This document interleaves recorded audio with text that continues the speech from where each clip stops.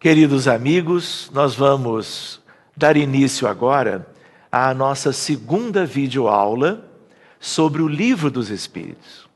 E como tínhamos visto da outra vez, estávamos analisando a introdução, que é a primeira etapa, por assim dizer, desta obra que todos estão já conhecendo ou conhecerão a partir de agora.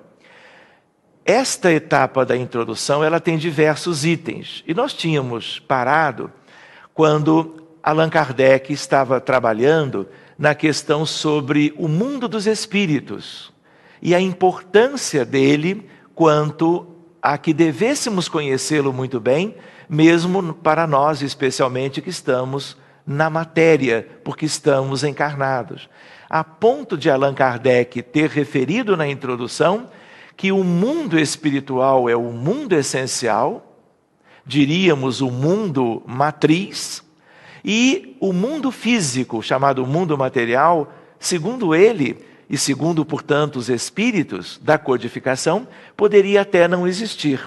E isto serve para nós como um balizamento em relação à questão dos valores morais e das vivências que temos do lado de cá, que é o lado ou o plano onde nós vivemos como encarnados. Mas agora nós vamos adiante, ainda na introdução, e vamos nos lembrando que nela Allan Kardec traz a noção, ainda no item 6, de que a vida material é uma prova a que os espíritos devem submeter-se repetidas vezes, até atingirem a perfeição absoluta. E ele diz, é uma espécie de depurador, de que eles saem mais ou menos purificados. Então, neste item, nós vamos tendo uma primeira ideia sobre a reencarnação, a necessidade das repetidas vezes estarmos na vida material para vivermos as provas e as expiações, no sentido de buscarmos, neste longo aprendizado, o nosso crescimento moral, a nossa depuração espiritual, visando ou tendo como meta a noção da perfeição. É claro que, do ponto de vista espiritual, esta é uma questão muito longa. Por isso, nós poderíamos desdobrar, como vamos fazê-lo depois, na ideia de perfeição ao nível que nós podemos alcançar quando ainda na condição de espíritos da humanidade terrena. Mas as noções e os patamares evolutivos vão muito mais adiante, até que nós tenhamos, então, a condição de perfeição sideral e aspectos que serão vistos de futuro. Nós vamos estudar mais adiante, obviamente, a hierarquia dos espíritos e vamos ver a condição dos espíritos puros, que é a meta para todos os espíritos, alcançando a condição humana, tendo conhecimento da sua importância, trabalharem em prol de si mesmos até que alcancem esta realidade daqui a um intervalo de tempo, obviamente, muito longo. Nós nos lembramos, na introdução, quando ele diz a encarnação dos espíritos verifica-se sempre na espécie humana. Seria um erro acreditar-se que a alma ou espírito pudesse encarnar-se num corpo de animal. E é óbvio que Allan Kardec traz essa questão porque algumas culturas ancestrais trabalharam a ideia da metempsicose, que é a possibilidade, portanto, de que espíritos na condição humana pudessem como que viver uma experiência ou mais em corpos de seres animais, dos animais típicos do planeta Terra. Então, isto não é possível, como todos já podem saber. Allan Kardec vai trabalhar essa questão mais adiante com a espiritualidade, de tal maneira que há uma ideia de não haver retrogradação. A ideia de que todo o processo evolutivo alcançado passa a ser patrimônio do espírito, daquele espírito que na condição humana vai evoluir incessantemente, buscando as suas aquisições morais que vão remetê-lo à felicidade e à plenitude evolutiva de futuro. De tal maneira que já na introdução, ele e a espiritualidade deixam isto muito claramente instalado no conhecimento, para que nós não pudéssemos supor que mesmo medidas punitivas pudessem justificar uma questão desse tipo. Todas as encarnações dos espíritos que se tornaram humanos, a partir propriamente de todo um processo evolutivo na condição, ao mesmo tempo, de princípio espiritual, na condição humana, terão evolução sempre e, necessitando reencarnar, o farão em corpos tipicamente humanos, em quaisquer das nações do nosso mundo, da nossa terra, como são conhecidos de todos. Seguindo adiante, ainda no capítulo da introdução, nós gostaríamos de lembrar que o codificador adianta que os espíritos exercem sobre o mundo moral e mesmo sobre o mundo físico uma ação incessante. Portanto, a ideia é de que há, como nós estamos na obra estudando, que o mundo espiritual e o mundo físico, na realidade, são um mundo só, onde os espíritos vivem ali ou na dimensão que estamos agora, alternando essas duas grandes possibilidades e percorrendo-as de tal modo, vivendo as múltiplas possibilidades no plano físico, mas também as outras múltiplas possibilidades no mundo dos espíritos.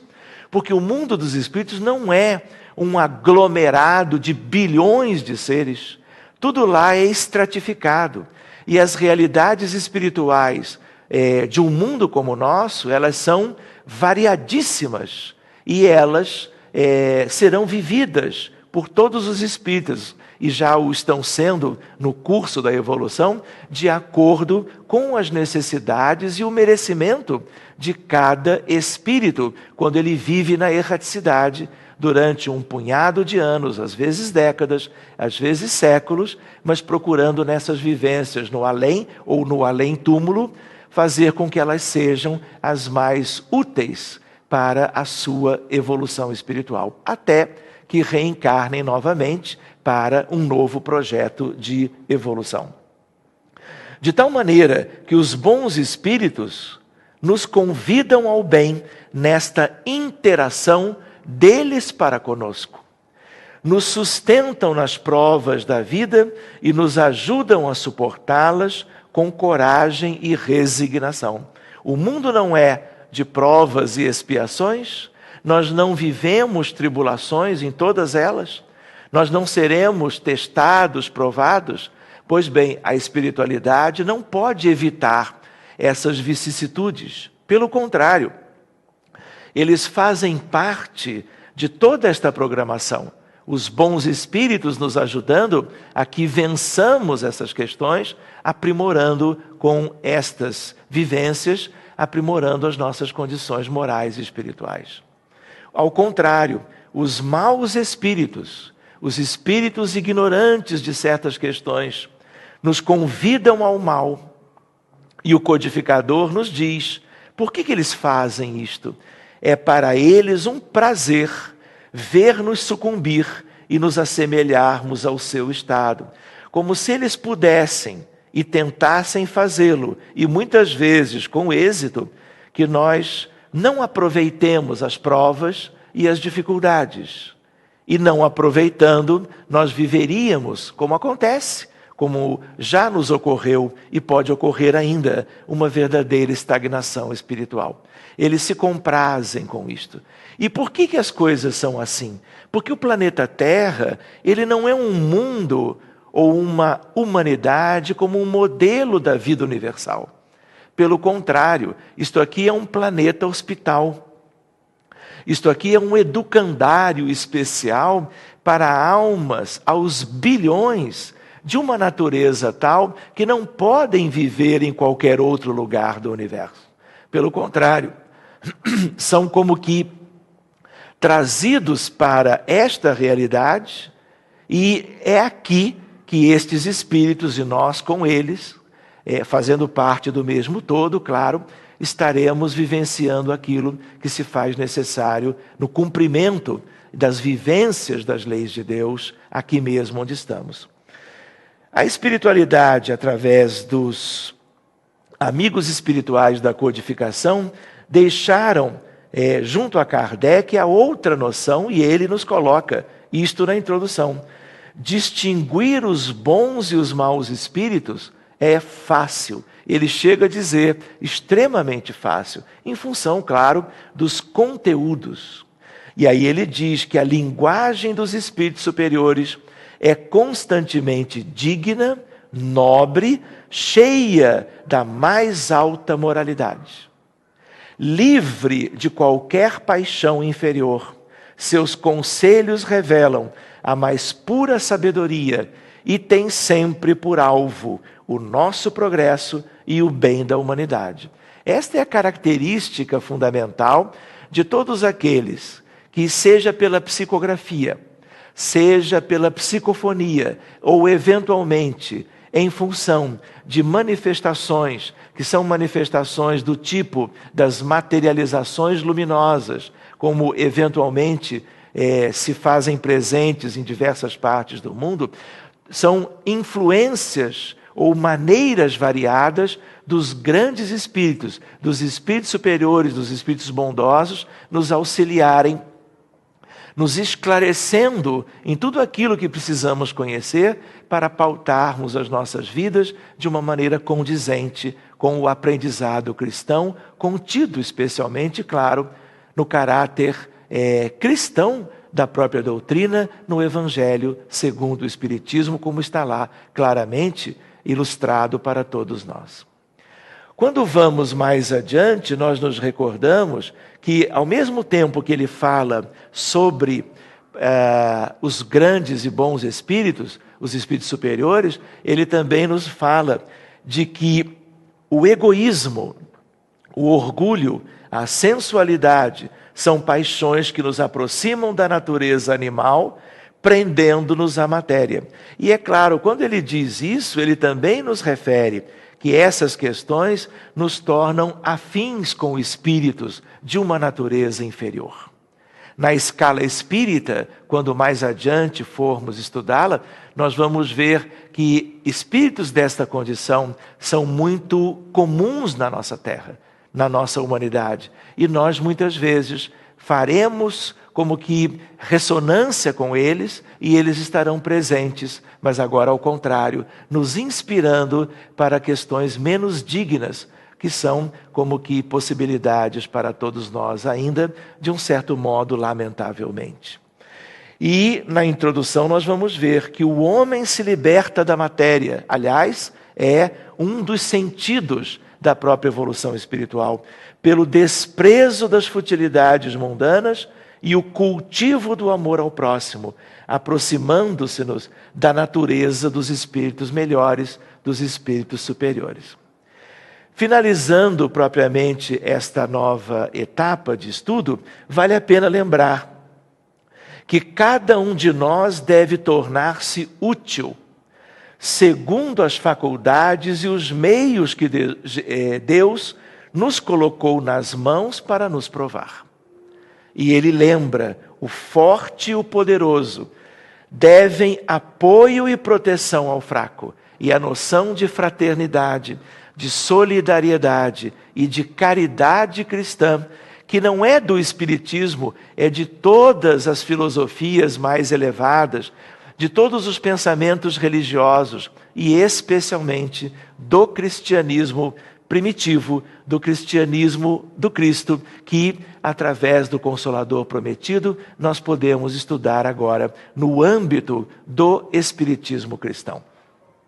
De tal maneira que aquele que abusa de sua força e do seu poder para, de algum modo, dos muitos modos possíveis, é verdade que se diga, para oprimir o seu semelhante, viola a lei de Deus.